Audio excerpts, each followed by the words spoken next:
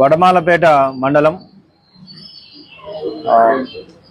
ఏంపురం గ్రామంలో 3.5 సంవత్సరాల బేబీని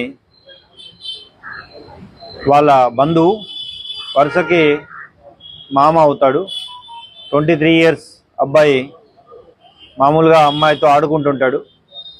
నిన్న ఈవినింగ్ అమ్మాయిని కొన్ని కుర్కురేస్ తర్వాత బిస్కెట్స్ తీసిస్తానని చెప్పి తీసుకెళ్ళడం జరిగింది.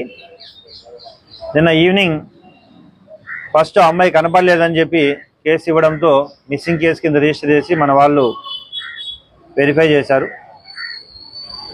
పోలీసు వారు అక్కడికి వెళ్ళి విచారించినప్పుడు ఈ అబ్బాయి అనుమానాస్పదంగా లాస్ట్ అమ్మాయిని తీసుకెళ్లాడనే ఒక కారణంతో అతన్ని తీసుకొచ్చి విచారించిన తర్వాత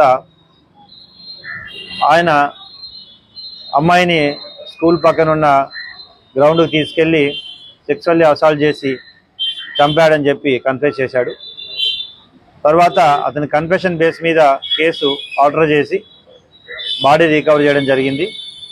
ఈ కేసు చాలా హీనమైన చర్యగా భావించి పోలీసు వారు పటిష్టమైన చర్యలు తీసుకోవడం జరుగుతోంది.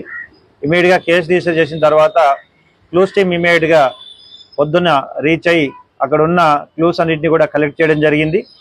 ఫర్దర్ ఇన్వెస్టిగేషన్ పోస్ట్మార్టం పంపించడం జరిగింది.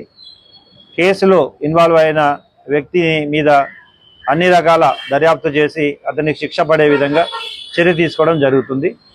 ఇటువంటి కేసెస్ మళ్ళీ జరగకుండా కఠినంగా ఫాస్ట్ ట్రాక్ కోర్టు లేదంటే ప్రభుత్వాన్ని అడిగి స్పీడీ ట్రయల్ చేసి ఇమ్మీడియట్గా కేసుని ఒక గుడ్ కంక్లూజన్ తీసే విధంగా చర్యలు చేపడతామని తెలియజేస్తున్నాం.